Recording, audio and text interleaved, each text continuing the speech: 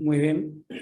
Vamos a continuación a seguir con el estudio de la primera carta a los Corintios, con el capítulo 11, como referíamos, tocaba para hoy.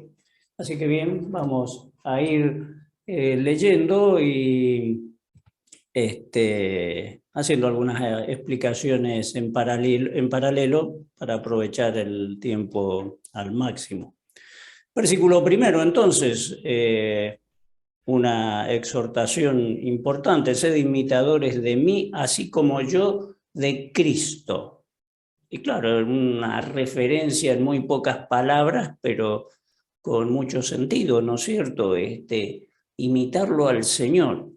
Qué interesante que haya ese principio, ese sentir, ¿no es cierto?, de conociendo al Señor, y creo que es un suceso también en paralelo que nos pasa muchas veces, preguntarnos diciendo, ¿qué haría el Señor en mi lugar? ¿No? Ante ciertos desafíos, ante ciertas decisiones que tenemos que tomar, y en lo habitual, ¿no es cierto? En el transcurrir de la vida, de los días, tener presente este consejo sin igual acá que nos narra el apóstol: imitar al Señor. Pero claro, nos deja la inquietud de, para imitarlo tenemos que conocerlo, así que bueno, que el Señor nos ayude a esforzarnos a conocerlo al Señor y después, bueno, a poder, en este término que nos expresa acá, imitarle, ¿no? Porque allí vendrán los buenos resultados. A continuación, en el versículo 2, bueno, ya dirigiéndose de una forma más directa a lo que sucedía allí en aquella iglesia en Corinto, donde había evidentemente muchas cosas que sucedían buenas y otras que, bueno, el apóstol dice había que ponerlas en orden, ¿no? Así que comienza en principio halagando lo que se hacía bien, ¿no? O sea, porque dice, os alabo, hermanos, el versículo 2, porque en todos acordáis de mí y retenéis las instrucciones, tal como las entregué. O sea, está justamente corroborando lo que estaba anunciando en el versículo primero. O sea, estas instrucciones, está hablando justamente de lo que proviene del Señor. Y esto sucedía a través del apóstol. Así que bueno, eran cuidadosos los hermanos de estas instrucciones. En cierta medida, evidentemente, porque a continuación vamos a ver que tiene que reforzar el apóstol estas instrucciones para aclarar algunas cosas de interés. Y ciertamente lo que va a tocar a continuación se ha proyectado en el tiempo y son de interés también, bueno, toda la escritura es de interés para nosotros, pero ahí va a tocar un tema que es un poco álgido allí, que ha tenido algunas aristas, algunas complicaciones en el transcurrir del tiempo, y vale la pena tenerlo presente y aclararlo y buscar cada vez más a ver qué puntualmente quiere explicar acá el apóstol con lo que va a decir a partir del versículo 3. Y es muy concreto, ¿no? Porque está marcando un orden que viene de parte de Dios, justamente como lo está anunciando desde los versículos primeros, ¿no? Así que dice el versículo 3, pero quiero que sepáis que Cristo es cabeza de todo varón, y el varón es cabeza de la mujer, y Dios es cabeza de Cristo. Así que muy bien, acá vemos una muestra de un varón, mujer, Cristo, Dios, y algo que lo relaciona en todas estas tres expresiones que está narrando acá: Cristo, cabeza del varón, el varón, cabeza de la mujer, Dios, cabeza de Cristo. Y esta palabra es cabeza, Y bueno, y acá empieza a haber una entrada allí a tomar explicación de qué nos quiere decir con esto que es cabeza. Está hablando en primera instancia, en este versículo, en sentido metafórico, ¿no es cierto? Decir esto, Cristo, cabeza del varón, etcétera, como venimos mencionando. Cabeza. Así que bueno, podemos encontrar en los autores, ¿no es cierto?, de los tiempos, que han encontrado definiendo esta expresión cabeza, esta expresión bíblica, ¿no? Y que abunda en la escritura en muchos lugares y en varios aspectos, ¿no? No muchos, pero varios aspectos, y vamos a ver algunos de ellos simplemente. Por ejemplo, J.F. Pop dice que el asiento de la vida, cabeza, es el asiento de la vida, la fuerza vital.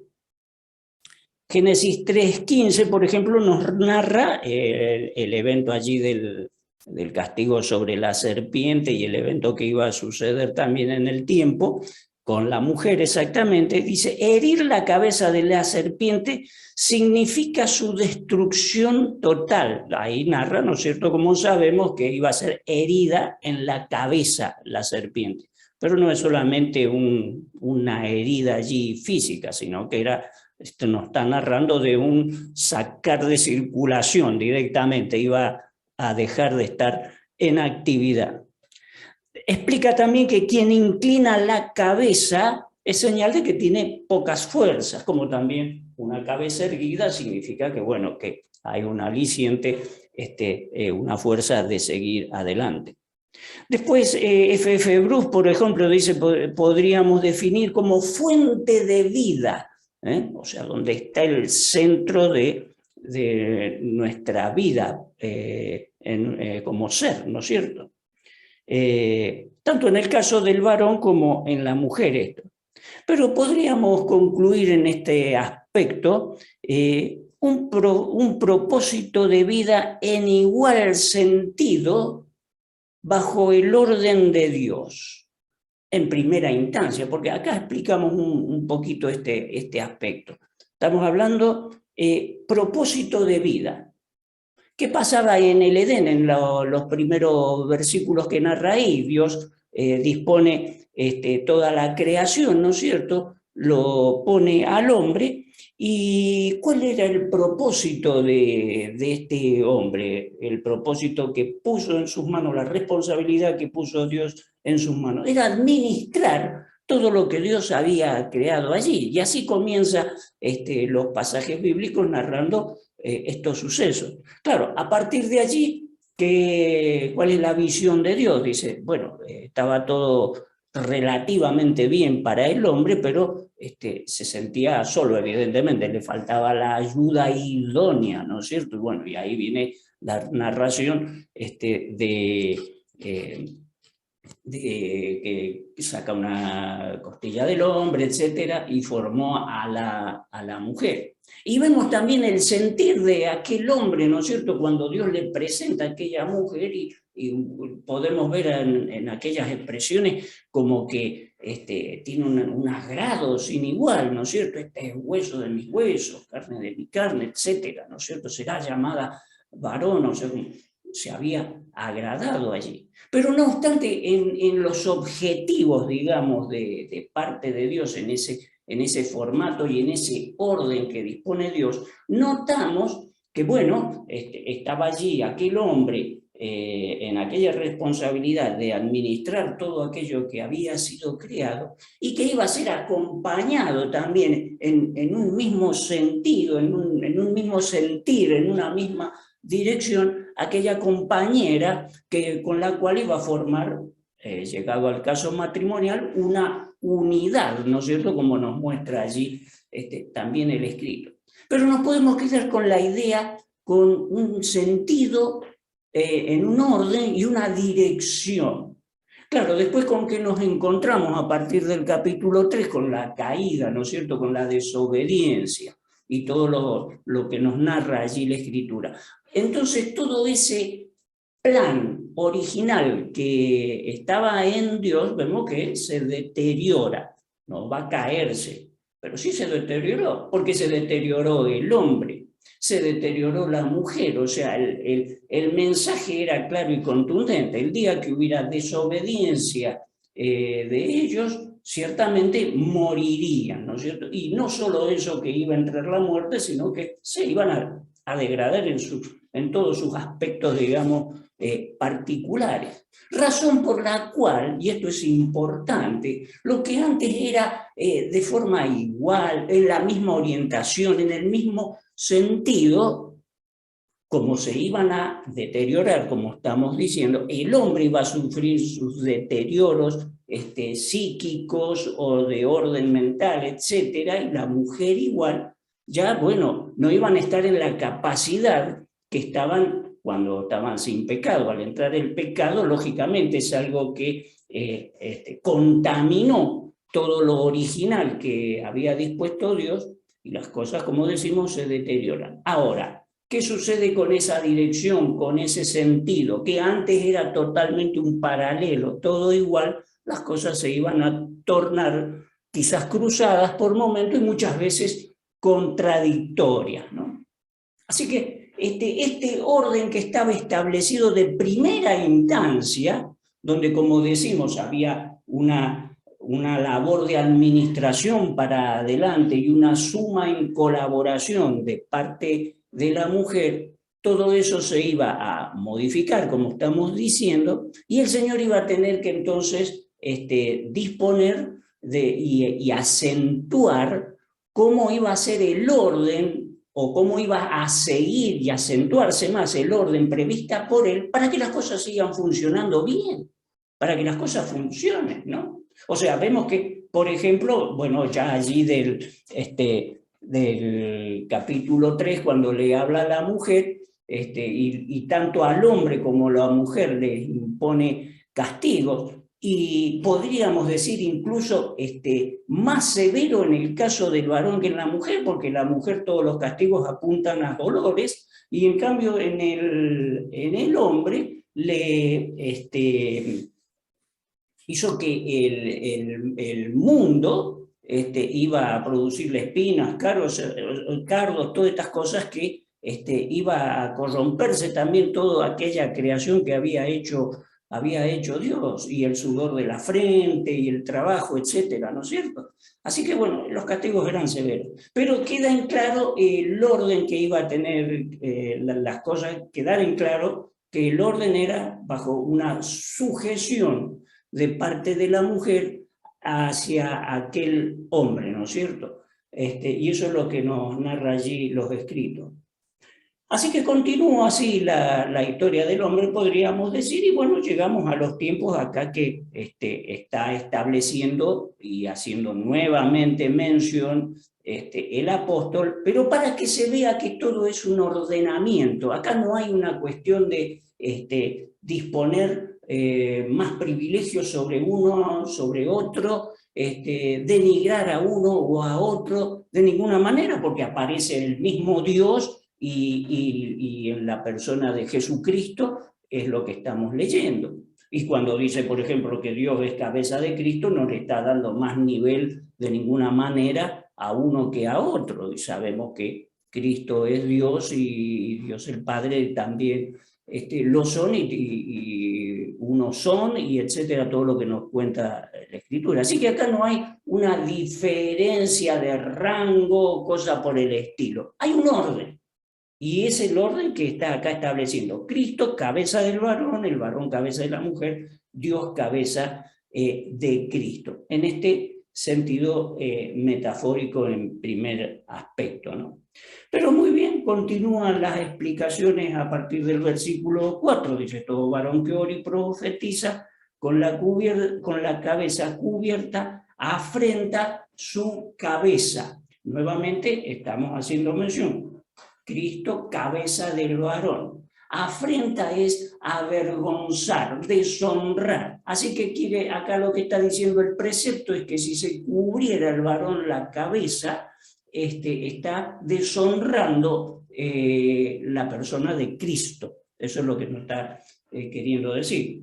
Y sigue explicando, y para la mujer también está explicando el orden, que ora o profetiza, el versículo 5 dice, con la cabeza descubierta, afrenta, avergüenza o deshonra su cabeza, que ¿quién es? El varón, se conforme a lo que explicábamos primero, porque lo mismo es que se hubiese rapado, y esto da una condición de deshonra, de vergüenza, esa condición, ¿no es cierto?, de raparse la cabeza.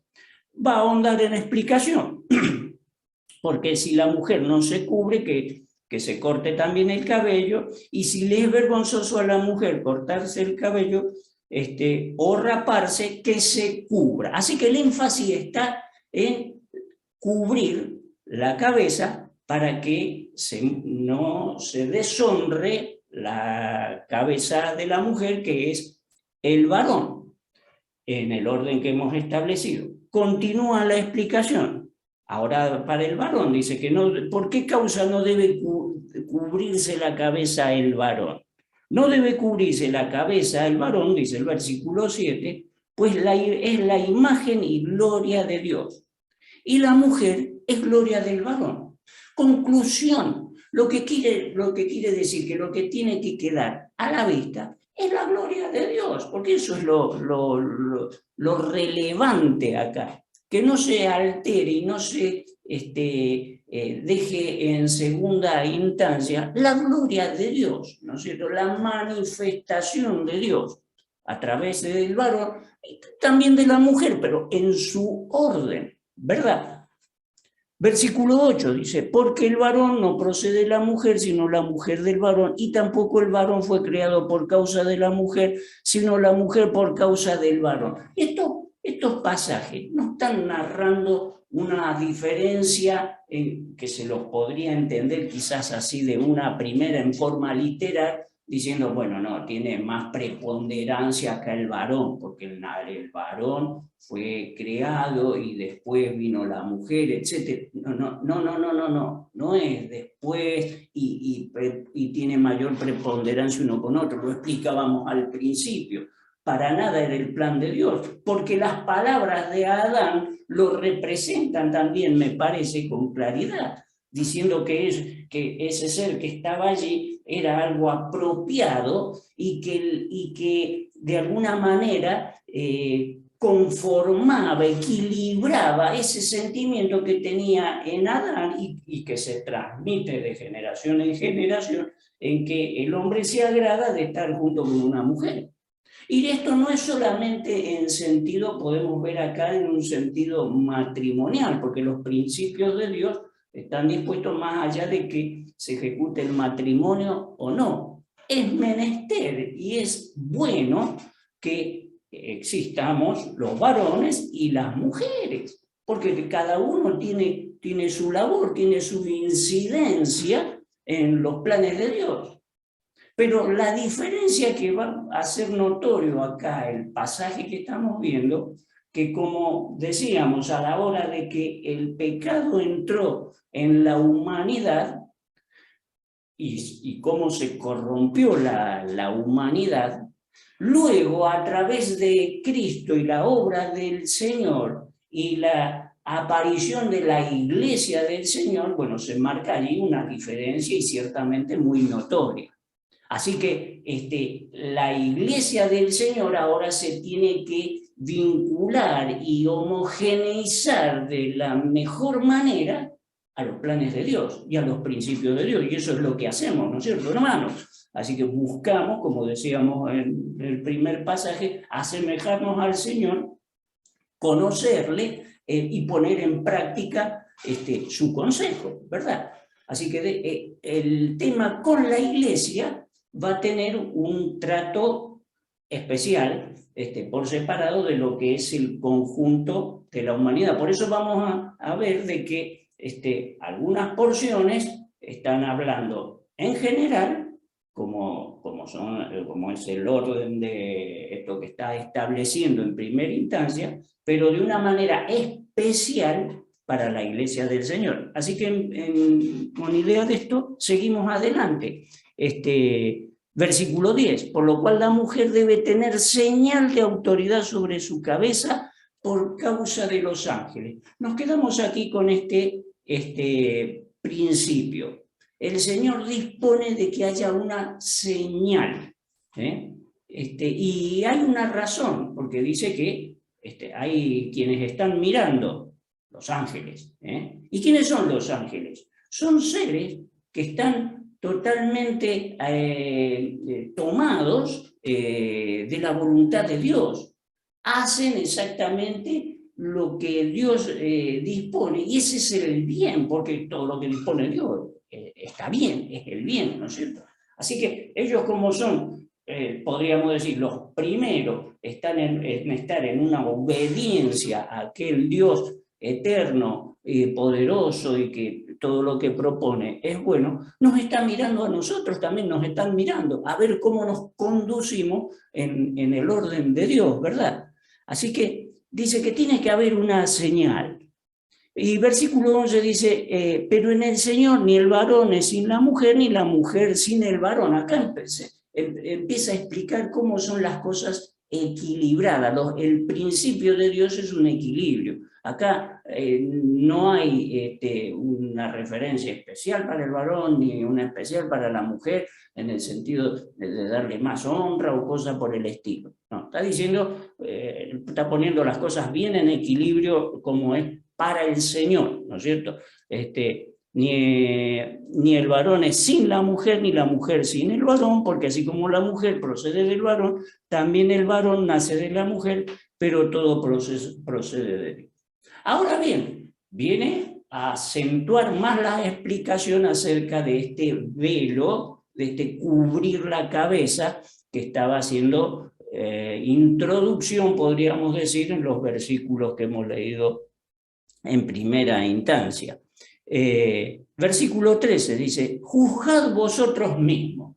Llama la atención a que en sencillez quizás nosotros podamos reflexionar sobre estas cosas que va a explicar acá.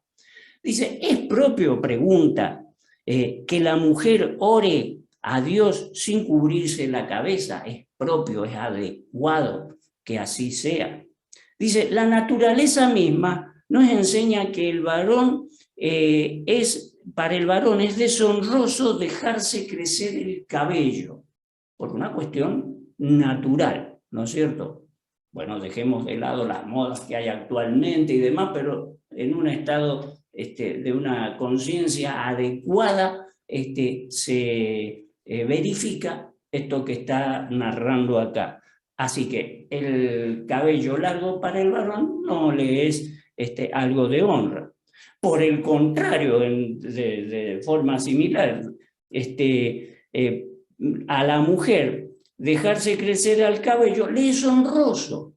Tenemos esa diferencia.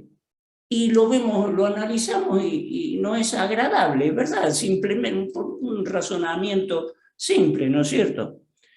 Porque en lugar del velo le es dado el cabello. Y acá hay que explicar este punto, porque estaríamos resolviendo el evento, ¿no es cierto? Estamos hablando de una señal, estamos hablando de que la mujer se tiene que cubrir. Pues listo, está el pelo largo. Y les voy a decir, y sabemos muchos de nosotros, que en algunas iglesias se toman de acá de este pasaje, porque está bien, es suficiente, no exageremos las cosas teniendo que poner una mantilla y demás. Pero tengamos presente que le hemos leído recién que dice que tiene que haber una señal, y los ángeles están mirando. Así que está bien, en primera instancia, en forma natural, podemos ver dentro de la sociedad que está este principio. Los hombres en general con el pelo corto y las mujeres con el pelo largo, más allá de la moda. Y se puede ver notorio la diferencia, cabeza cubierta con el cabello y la cabeza con el pelo corto, el varón.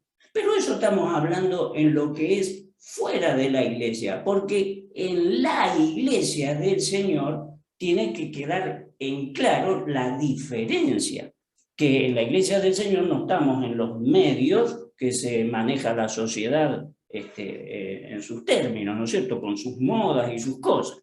En la Iglesia del Señor vamos a buscar acercarnos a todo lo que esté a nuestro alcance al propósito de Dios. Y esto es claro en la Iglesia del Señor, que tiene que estar esa señal en la cabeza de la mujer. Por eso entendemos, y el apóstol lo explicaba así, que el velo tiene que estar la cobertura de esa mantilla en la cabeza de la mujer, por causa del orden que estableció Dios, y que se note que tanto el hombre como la mujer nos sometemos a la voluntad de Dios, porque ese es el sometimiento, si hablamos de someternos.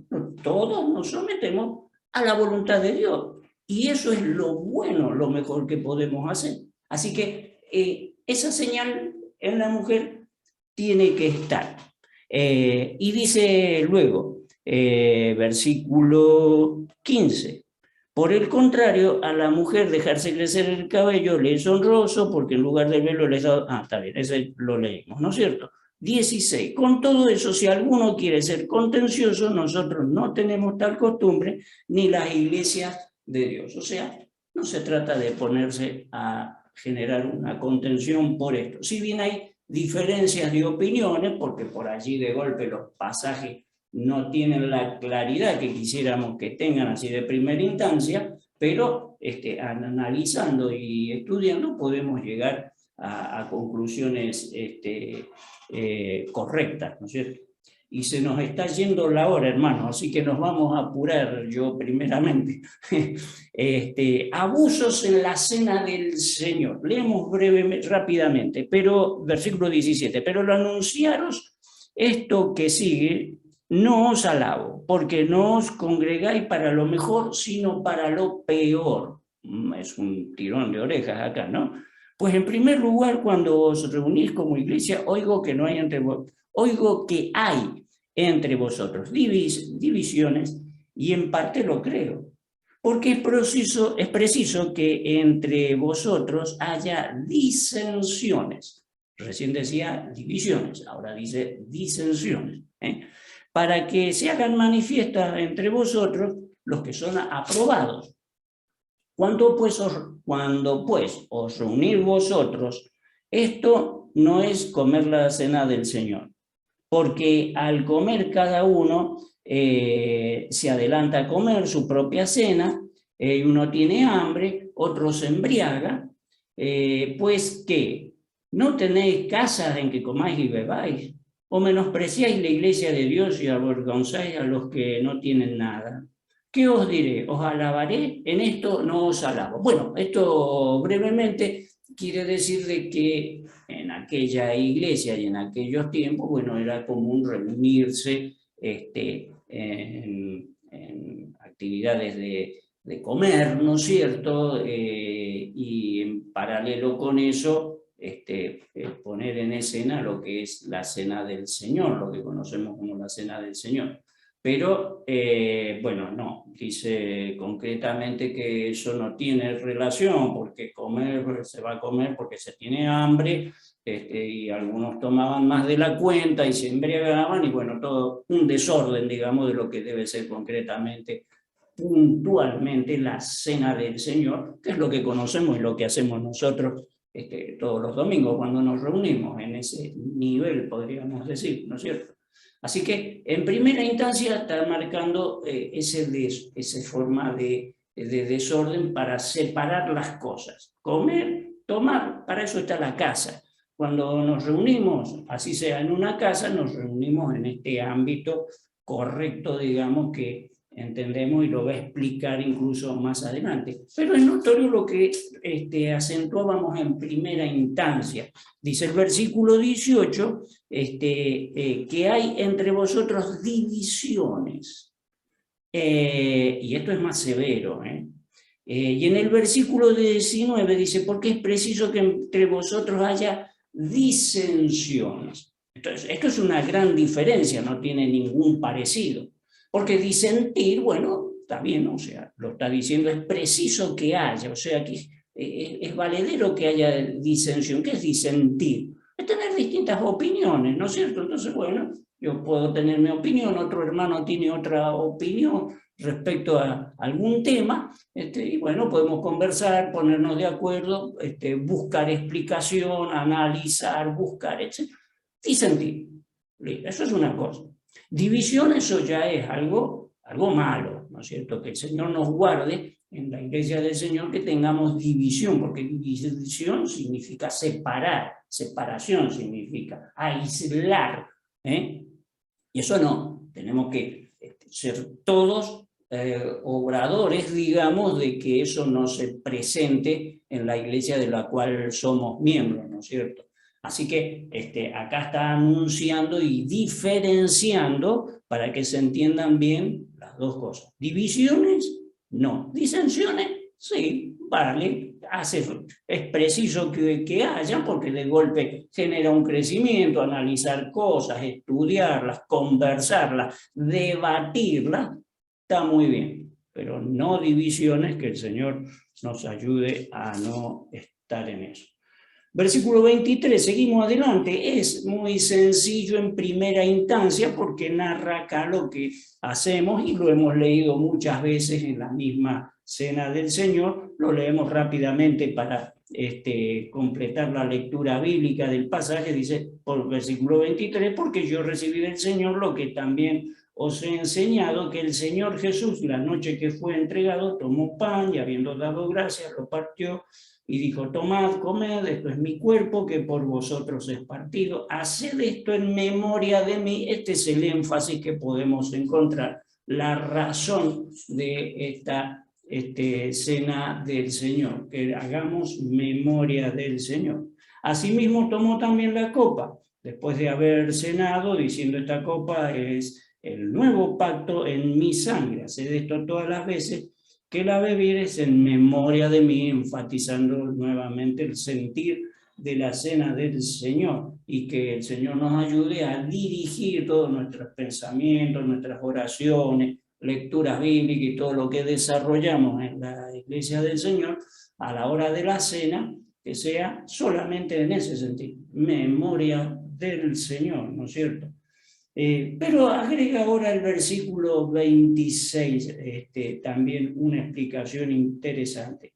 Así pues, todas las veces que comieres este pan y bebieres esta copa, la muerte del Señor anunciáis, hasta que Él venga. Este es el tema, el lead, digamos, allí de la obra del Señor, la obra de la cruz. Y sabemos que qué sucedió más allá de la flagelación que tuvo el Señor: murió.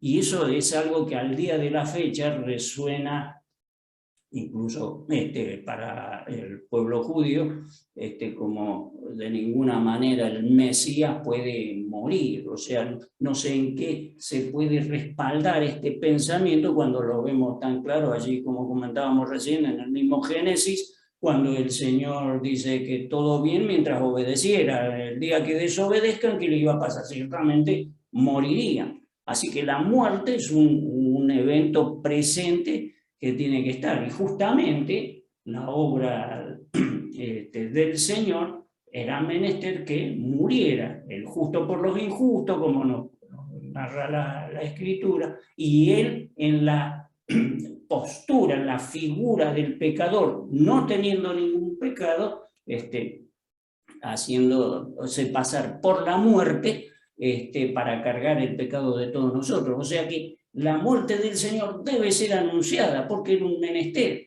Antes tenían que morir los animalitos aquellos que pasaban por los holocaustos, los sacrificios, ¿no es cierto? Porque con eso que era la imagen, ¿no es cierto? Eso atenuaba la ira de Dios.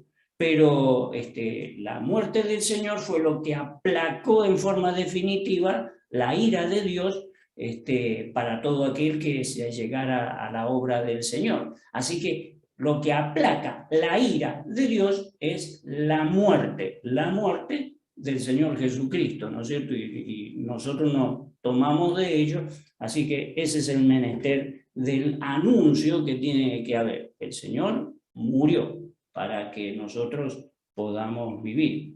Ahora, a continuación de allí, volvemos a leer rápidamente, mis hermanos, de manera que cualquiera que comiere este pan o bebiere esta copa del Señor, indignamente será culpable del cuerpo y de la sangre del Señor.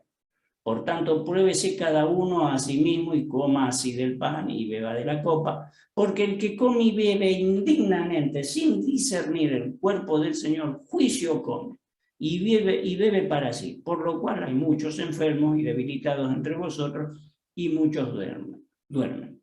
Si pues nos examinásemos a nosotros mismos, no seríamos juzgados, mas siendo juzgados somos castigados por el Señor, para que no seamos condenados por el mundo.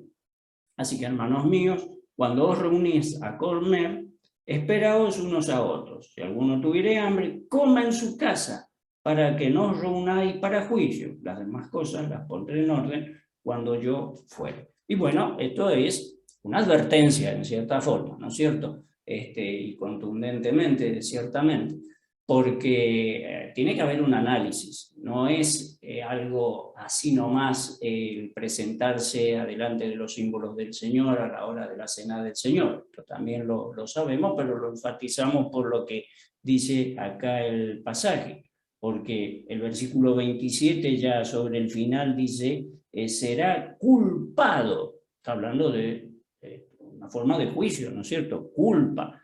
Y forma de juicio porque justamente dice el versículo 29, juicio come y bebe para sí. Así que es severa la situación. El Señor, ¿qué quiere con esto? Que seamos realistas de nuestra condición personal, porque todos podemos tener cosas allí que no han sido confesadas al Señor, alguna situación en la semana, etc. El tema es poderlo reconocer, ¿verdad? Y llevarlo a los pies del Señor, porque el Señor es fiel y justo, que puede perdonar nuestras faltas y demás, y comprender, digamos, que a veces nuestras flaquezas nos llevan a equivocarnos, ¿verdad? El problema es de que por allí, a sabiendas, no lo confesemos, lo mantengamos, y nos presentemos así a la cena del Señor como que no hubiera pasado nada. Y no es tan así por lo que nos narra el pasaje. Y ciertamente el Señor tiene que sancionar esto, como lo dice allí. Aparece debilitados, enfermos, y hasta incluso podría llevarse al hermano a su presencia, ¿no es cierto? Pasándolo por la muerte.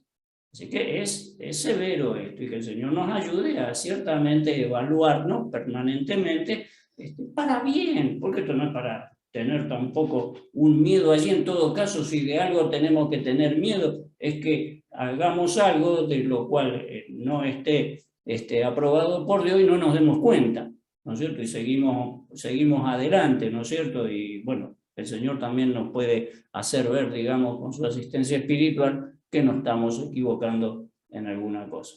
Así que bien, rápidamente, esto ha sido el capítulo 11, así que el Señor nos bendiga en estos pensamientos.